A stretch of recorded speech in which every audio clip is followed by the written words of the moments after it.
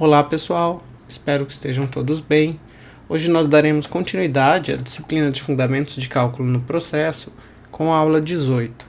E nesta aula nós veremos a entalpia em processos com variação de temperatura sem mudança de fase, certo? Bem, na aula anterior nós iniciamos então o estudo de alguns conceitos necessários para o entendimento e a realização de balanços de energia, tá certo? Então nós relembramos e vimos algumas terminologias relacionadas à parte da termodinâmica e também falamos um pouquinho e realizamos alguns cálculos sobre algumas formas de energia, tá certo? Energia cinética, energia potencial, calor, trabalho, energia interna, porque tudo isso vai ser necessário para que mais adiante aqui na nossa disciplina a gente possa então realizar o balanço de energia. Na aula de hoje nós continuaremos vendo alguns conceitos que são importantes para o balanço de energia, assim, em algumas das próximas aulas, e também como determinar algumas propriedades que são bem importantes para o balanço de energia, para que nós possamos, então, de fato, estar equacionando esse balanço e determinando as variações térmicas, as variações de energia que um sistema pode sofrer em função de perturbações e de relações com a sua vizinhança. Em específico, hoje começaremos a ver então o que é a entalpia, também um pouquinho algumas formas de entalpia, porque ela pode se manifestar de diversas maneiras em função da variação e perturbação de um sistema por várias variações, sejam físicas, sejam químicas, tá certo, dentro do sistema, e tudo isso acaba afetando a entalpia do sistema, que está relacionada diretamente com o balanço de energia. Veremos então inicialmente como fazer o cálculo da variação dessa entalpia em processos com variação de temperatura e sem variação de fase, certo? Por enquanto, mais adiante veremos com variação de fase, com reações químicas também, tá certo? E outras formas de variação de entalpia. E para isso, hoje na aula nós veremos como utilizar, por exemplo, uma tabela de CP para poder determinar o CP de um determinado composto ou de uma determinada mistura, para que em seguida nós possamos então calcular a variação de entalpia do sistema com esse CP, que seria o calor específico à pressão constante. Bom, então existem várias e algumas ainda discutíveis definições para entalpia, tá certo? Mas de maneira geral, observando alguns equacionamentos matemáticos e algumas definições clássicas, nós podemos então trazer que a entalpia é uma função de estado, tá certo? Que representa uma variação de energia do sistema e é resultante da combinação da energia interna com o termo relacionado à expansão-compressão desse sistema, tá certo? Então, quando o sistema ele sofre uma perturbação em relação à vizinhança que ocasione uma variação seja de pressão, seja de volume, isso acaba também resultando na variação de entalpia do sistema.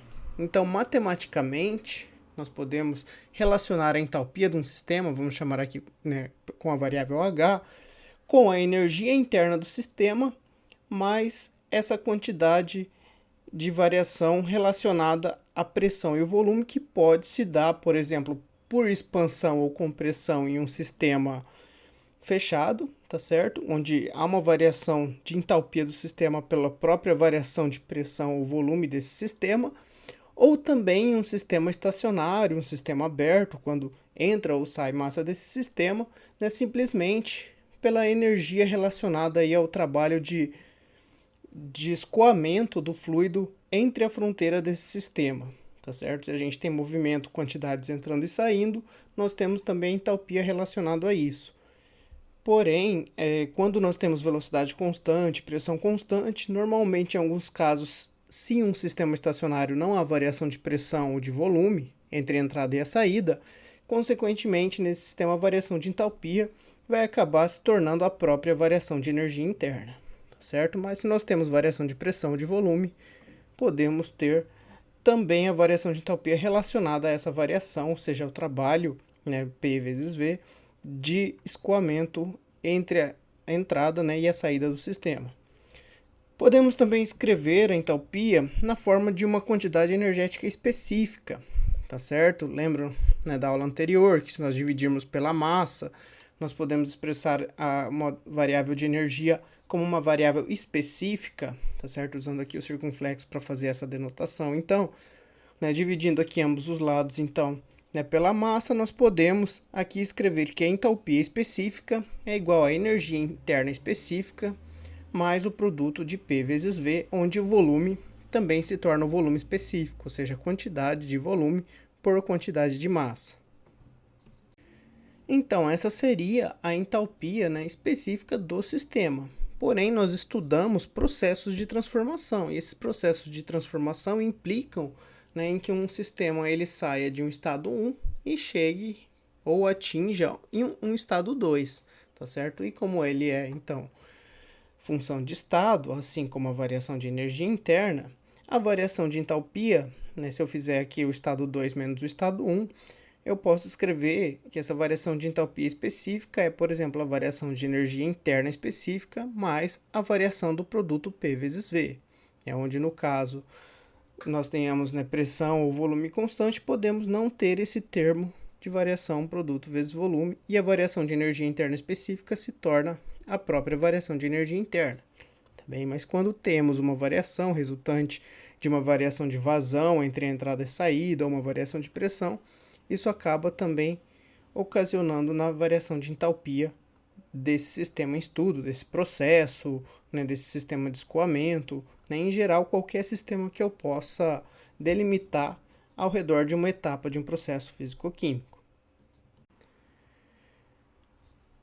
Bem, e essas perturbações que podem ocorrer no sistema, então, e variar a entalpia desse sistema, podem ocorrer, né, por vários fatores. Então, e todos esses fatores, né, acabam resultando em uma variação de entalpia, e dependendo de como esse fator ocorre, nós costumamos classificar e realizar o cálculo da variação de entalpia de uma forma diferente, tá certo?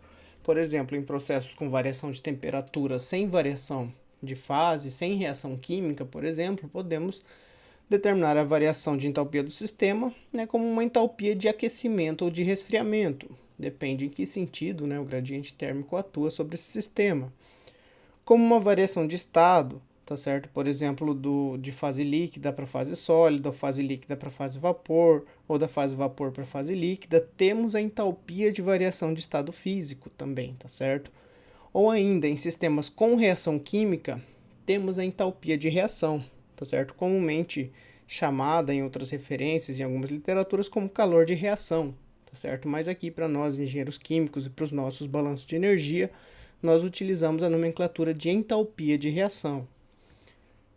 E também, quando nós temos, né, um composto envolvido em uma reação no sistema, ele tem atrelado já a ele uma energia, uma entalpia que representa a quantidade energética daquele composto, que é a entalpia de formação, tá certo? Em geral, todo o sistema, né, ele tem a energia, né, oriunda dos próprios movimentos dos átomos e das moléculas dentro desse sistema, tá certo? E para qualquer composto, então, uma vez que ele é formado, ele tem que ter recebido uma certa energia, atingido um certo estado de energia, em função de sua variação de entalpia de formação.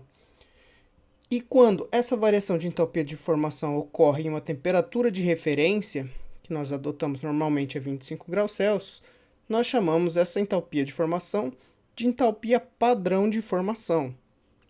Tá bem? E daí, sempre o cálculo da entalpia de formação em outras temperaturas leva em consideração como referência essa entalpia de formação no estado de origem, né? Porque quando nós trabalhamos com variações em balanço de energia, nós temos que ter sempre uma referência, tá certo? Então, nesses três casos aqui, né, entalpia de padrão de formação, entalpia de reação, nós estudamos em sistemas com reações químicas, tá certo? E, portanto, nós veremos isso um pouco mais adiante.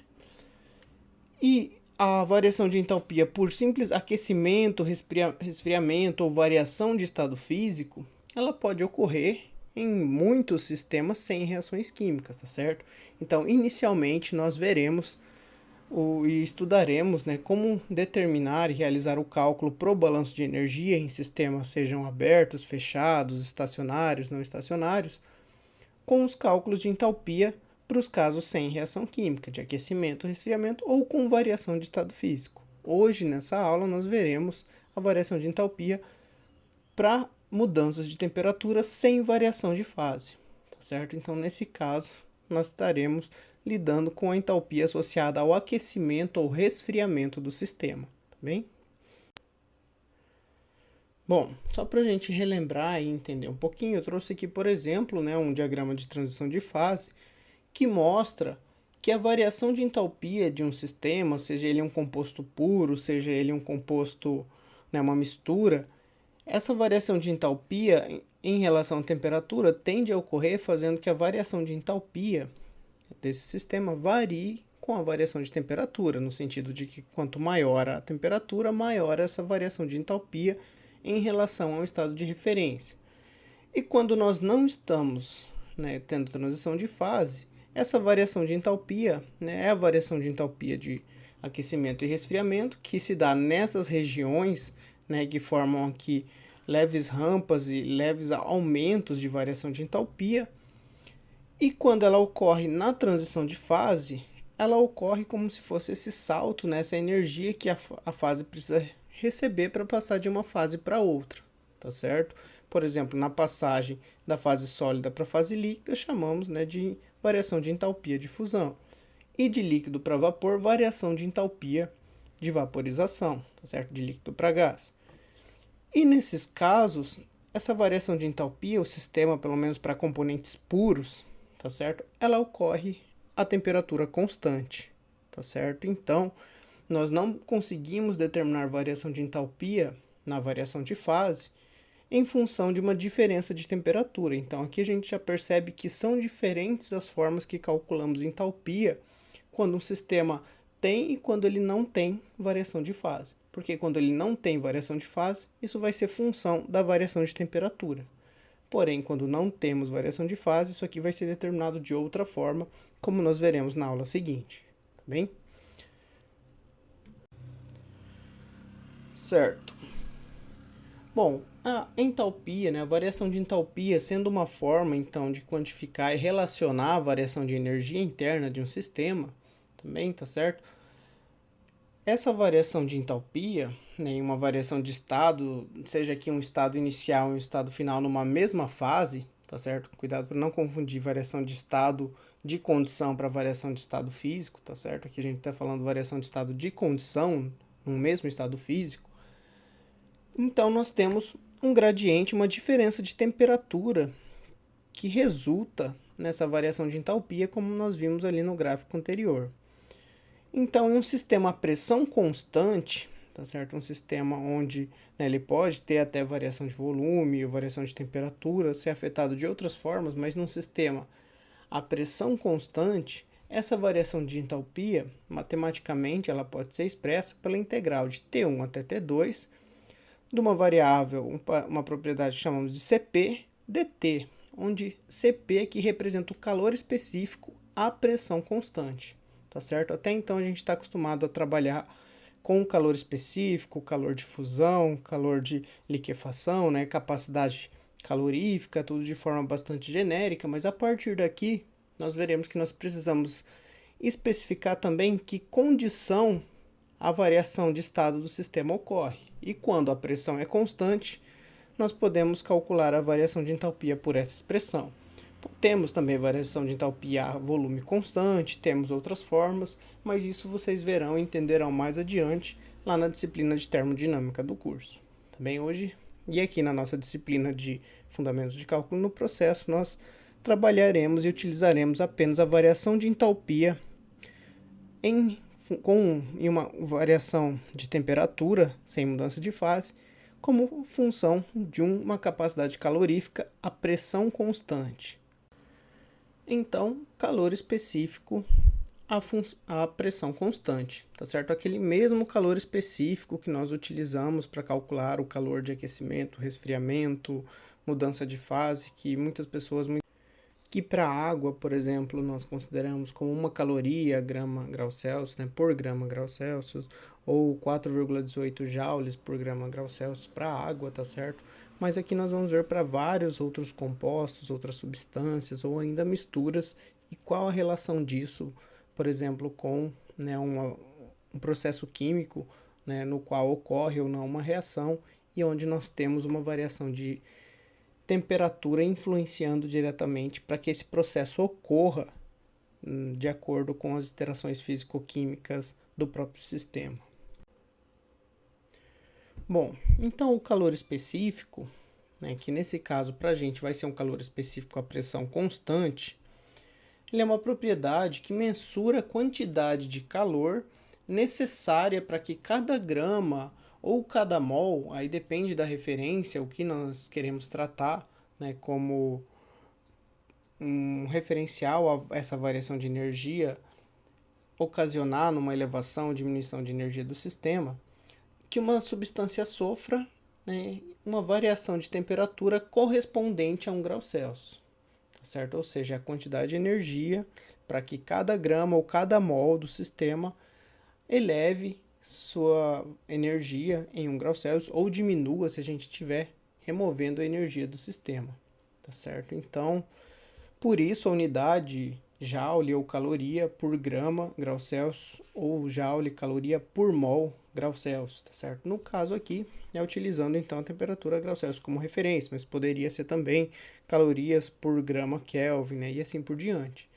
E essa é uma grandeza, né, que ela é uma característica de cada tipo de substância, tá certo? Cada tipo de substância, seja água, seja o ar, seja propano, seja etanol, cada um deles tem um calor específico correspondente ao seu material e cada um deles vai precisar de uma quantidade de energia diferente em relação à sua massa para ter a variação de temperatura ocorrendo por aquecimento ou resfriamento desse sistema.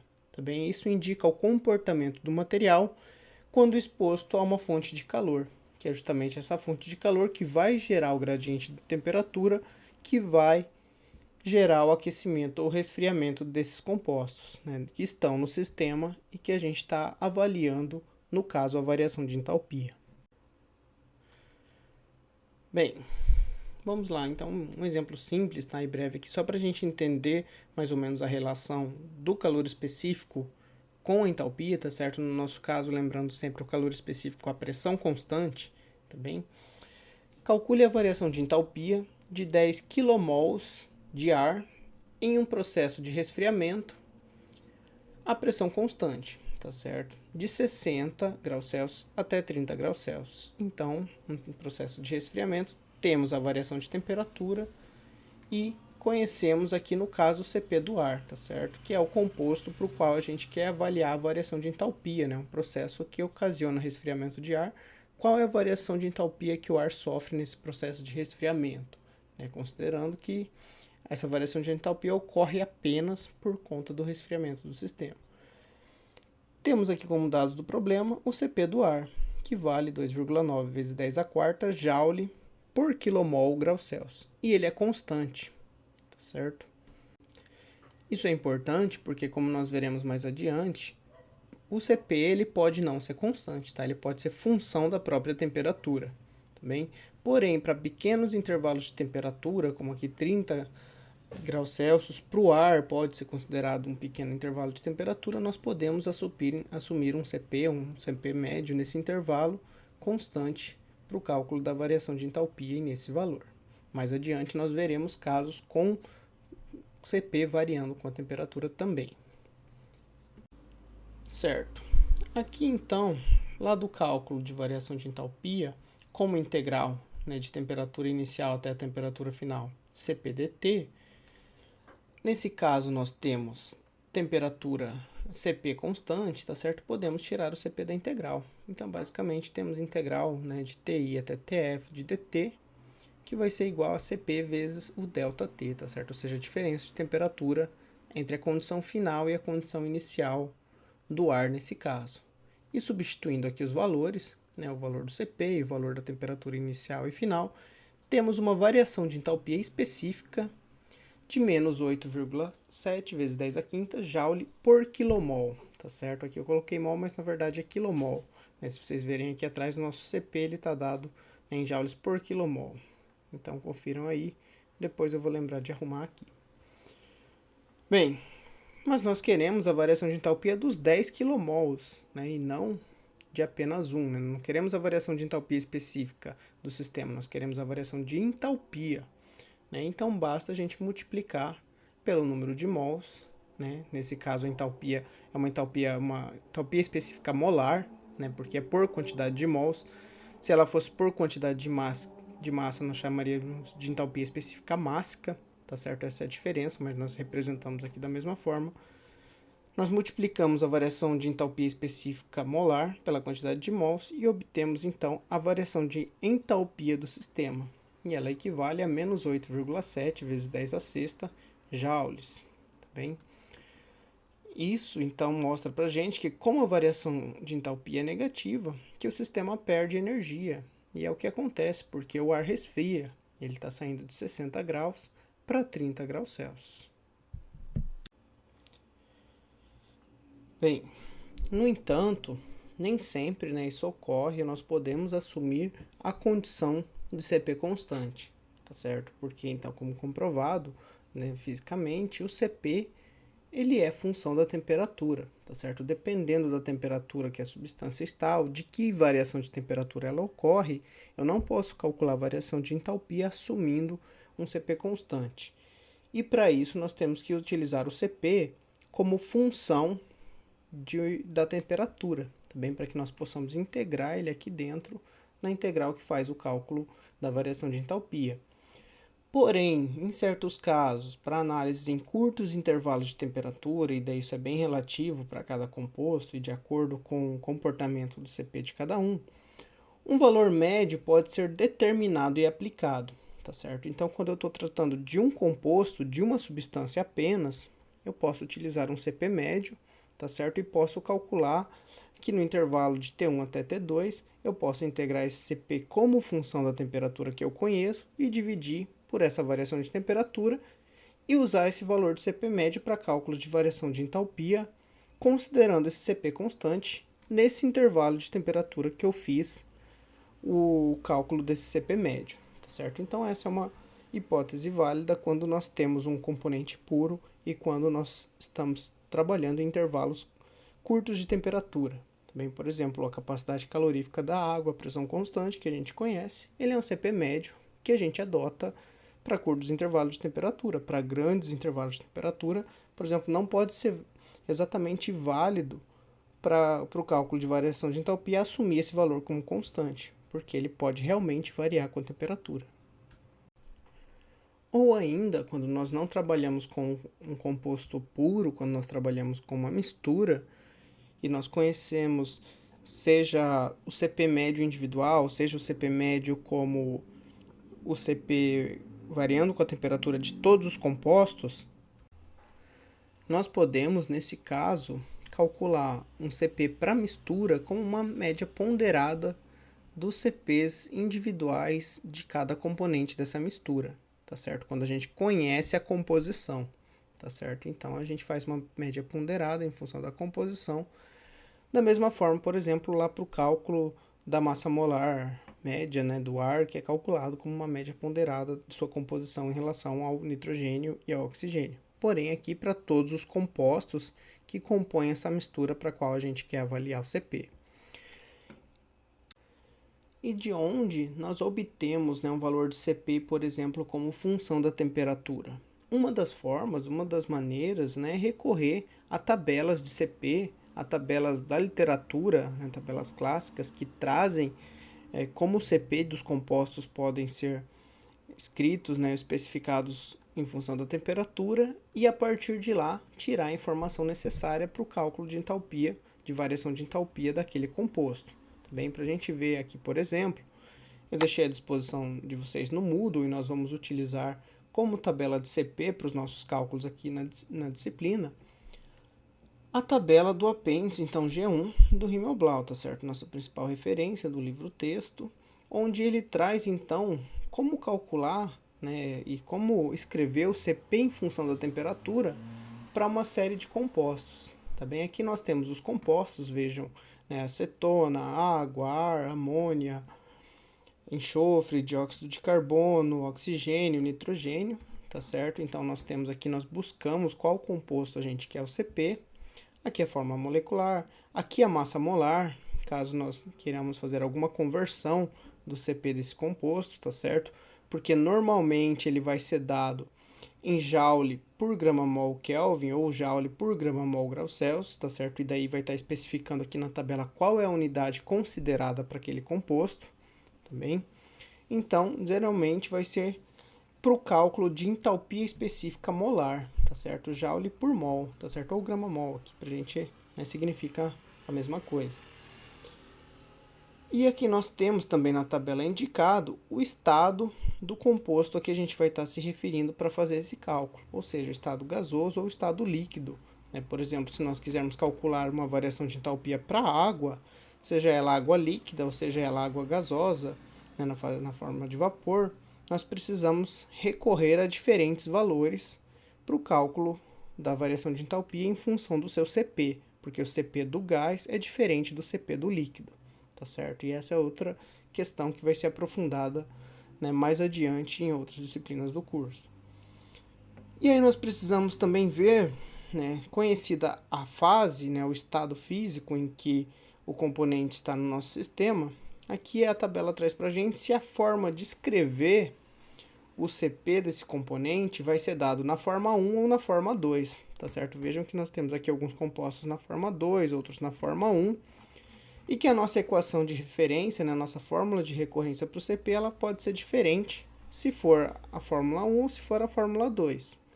Se for a fórmula 1, por exemplo, nós vamos utilizar e adotar essa equação aqui de cima. O CP ele é igual a um parâmetro A mais um parâmetro B vezes a temperatura, mais um parâmetro C vezes a temperatura ao quadrado, mais um parâmetro D vezes a temperatura ao cubo. Então é essa fórmula que de recorrência que a gente recorre se o composto, né, que ele tiver referenciado como na forma 1. Se for na forma 2, nós utilizaremos a segunda equação. Né? O CP vai ser igual a um parâmetro A, mais um parâmetro B vezes a temperatura, mais um parâmetro C vezes a temperatura elevado a menos 2. Tá certo? E as unidades que a gente obtém para esse CP são Joule por mol grau Celsius. Se aqui estiver falando que o CP ele vai ser escrito para a temperatura em graus Celsius, ou Joule por mol Kelvin, se aqui na nossa tabela estiver falando que esse CP vai ser escrito para a temperatura na escala Kelvin, tá certo? Então, vejam que a gente tem que observar o estado, a forma e a unidade de temperatura para saber em que unidade a gente vai ter que usar a temperatura lá no cálculo da entalpia. Se aqui estiver falando que o CP ele é por grau Celsius, a gente vai ter que usar a temperatura em graus Celsius na integral do CP dt. Se estiver falando para a gente que é em Kelvin, tá certo? Nós vamos utilizar a temperatura em Kelvin lá no cálculo da integral, né? Utilizando os limites inferiores e superiores dessa integral em Kelvin, tá certo? Então é uma coisa a se prestar bastante atenção. E aqui um fator de conversão, né, de joules aqui para calorias, né? Mol Kelvin grau Celsius ou BTU Libra Rankine Fahrenheit, tá certo? Então um fator de conversão se a gente quiser trabalhar nas unidades inglesas, por exemplo.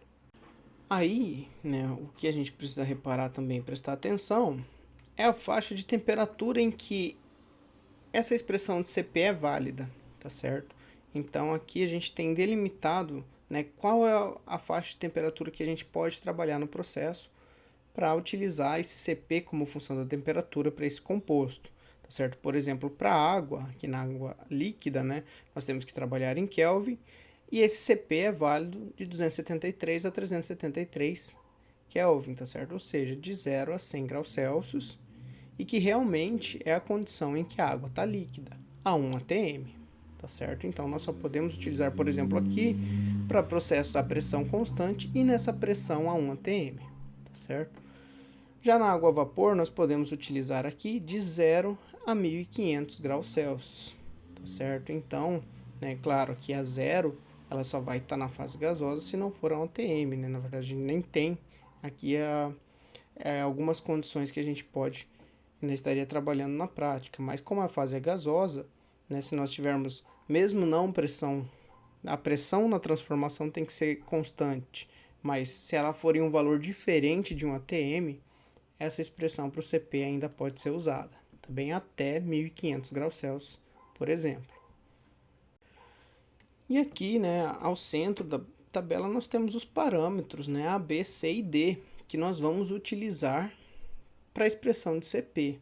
tá certo? Então, reparem que os compostos normalmente que são utilizados com a equação 2 nem tem o parâmetro D, tá certo? Porque a expressão dele só vai até o parâmetro C. Ou ainda, né, compostos na forma 1, né, que não possuem outros parâmetros, a gente assume então o valor zero para os outros parâmetros, quer dizer que ele só tem um parâmetro em sua expressão, tá certo? Então, é daqui que a gente vai retirar os parâmetros para escrever a função de CP desses compostos.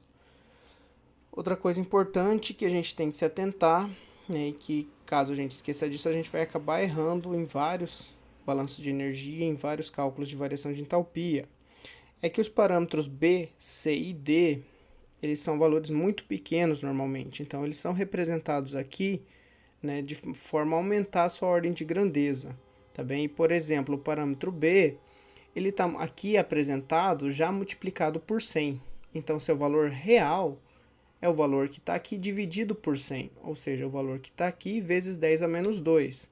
E a mesma coisa para o parâmetro C, o valor dele que está aqui é o valor dele vezes 10 a quinta, então o valor real dele é o valor que está aqui vezes 10 a menos 5. E a mesma coisa para o parâmetro D, aqui 10 a nona. Imagina ter que colocar aqui na tabela, teria 0,8 zeros e daí o valor. Ficaria muito difícil de fazer a leitura e ruim, então por isso está apresentado o valor vezes 10 a nona, tá certo? Então o real valor dele é o valor que está aqui vezes 10 a menos 9, tá certo? E vejam aqui que essa nota em cima da tabela explica isso. Então daí na prática, quando a gente for utilizar os parâmetros para escrever a função de CP e calcular uma variação de entalpia, por exemplo, a gente tem que lembrar de multiplicar eles pelas respectivas potências que transformam eles em seus valores reais, tá certo? Ou seja, para o B, vezes 10 a menos 2, para o C, vezes 10 a menos 5 e para o D, vezes 10 a menos 9. Então, se atentem a todos esses detalhes, né, essas informações que eu comentei aqui na hora de recorrer a uma tabela de CP para calcular a variação de entalpia, no caso aqui a pressão constante. Também a forma da equação, se está correta, a unidade de temperatura utilizada, que vai resultar aqui numa unidade de CP distinta, tá certo? Multiplicar os parâmetros pelas respectivas potências necessárias para utilizar no seu real valor e a faixa de temperatura em que é aplicável e é válido essa expressão de CP, tá certo? Por exemplo, aqui para o ácido sulfúrico, né, em graus Celsius, eu não poderia utilizar esse CP com uma função da temperatura com os parâmetros A e B em qualquer temperatura acima de 45 graus Celsius ou menor que 10 graus Celsius, tá certo? Seriam condições onde essa expressão, né, esse modelo não ajusta bem a variação de entalpia em função da temperatura para o ácido sulfúrico. Então, tá certo. Vamos voltar lá para a gente ver agora alguns exemplos com variação de entalpia, né, para calcular a variação de entalpia com variação de temperatura para CP não constante. Então, aqui vamos para o exemplo 2, cálculo de variação de entalpia para CP variável com a temperatura.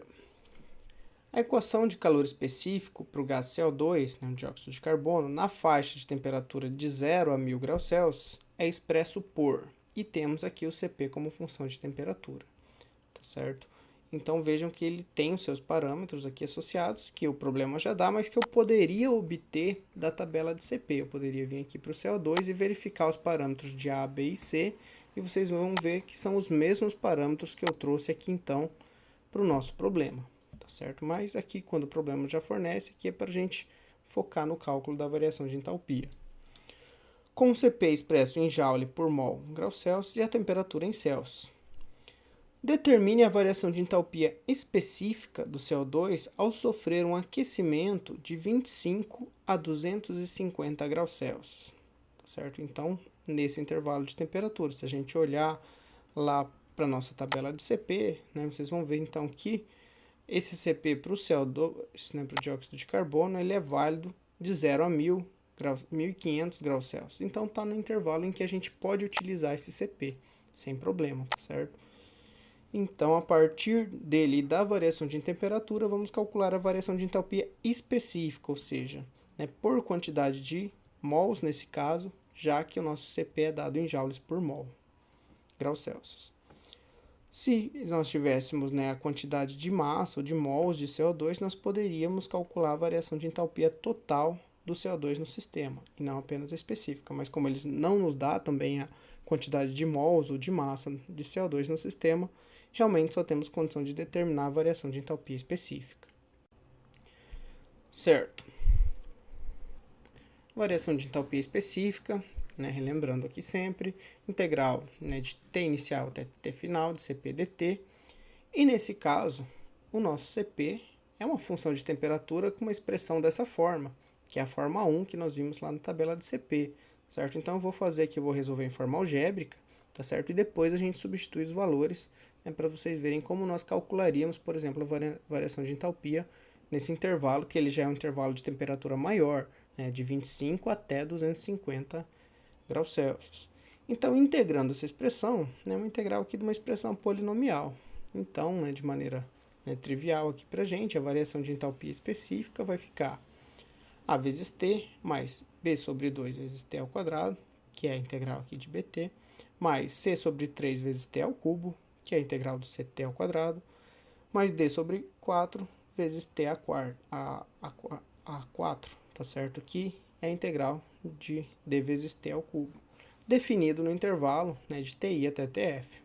Basta então agora eu substituir TI e TF para fazer esse cálculo e determinar então a variação de entalpia específica. Os valores A, B, C e D nós conhecemos, né, para o Cp do CO2 aqui atrás, ou poderíamos pegar na tabela de Cp, como eu comentei.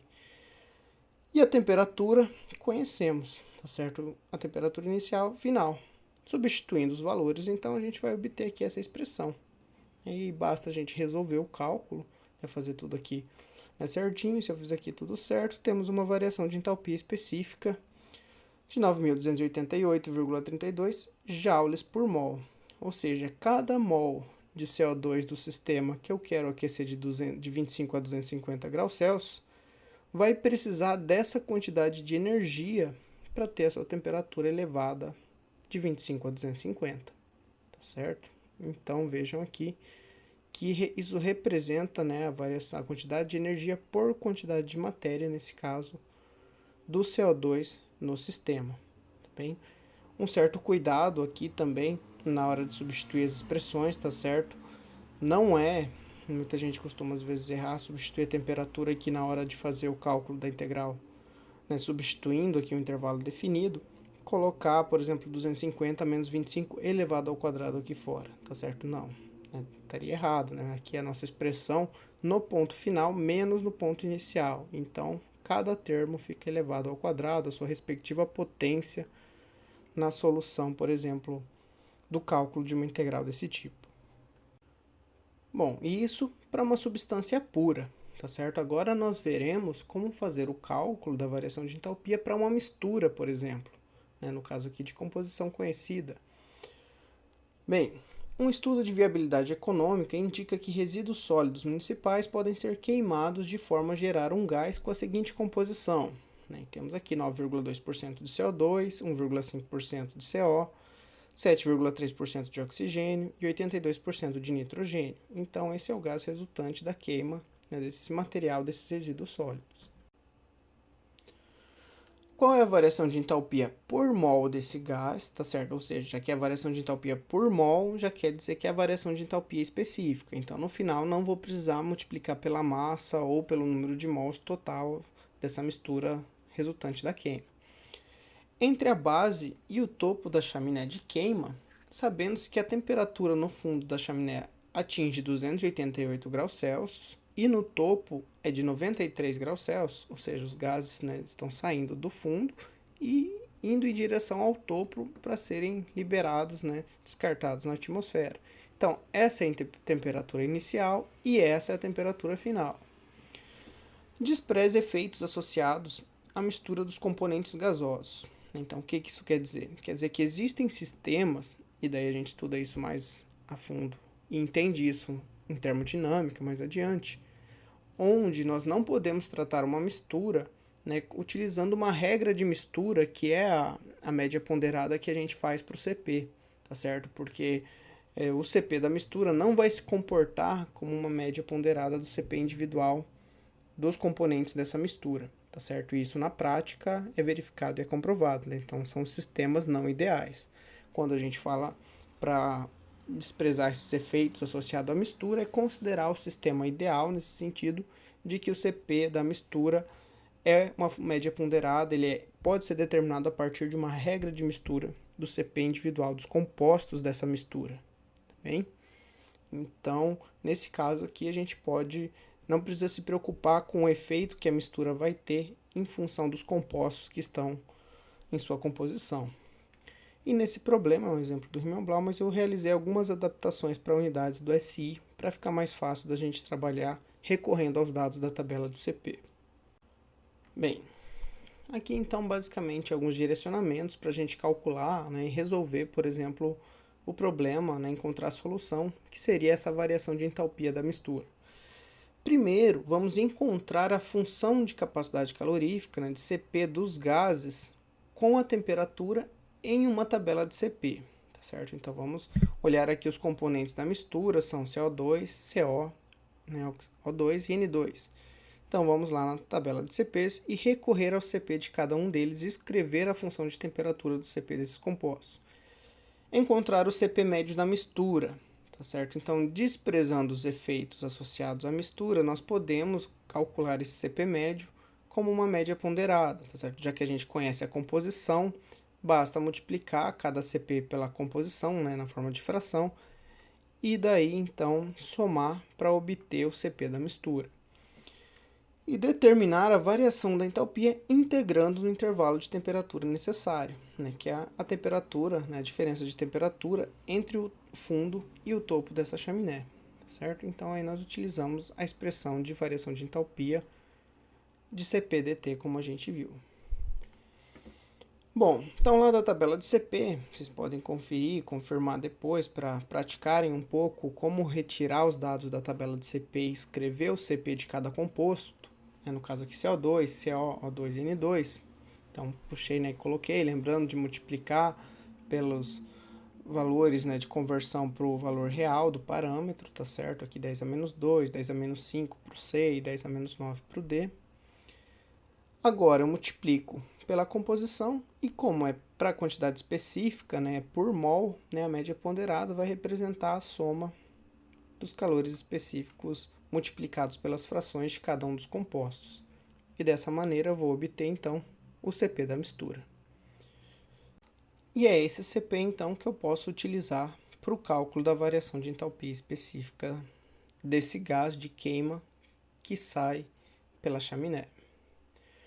Bom, vamos calcular a variação de entalpia integral de TI até TF, de CP, nesse caso o CP da mistura, tá certo? dt.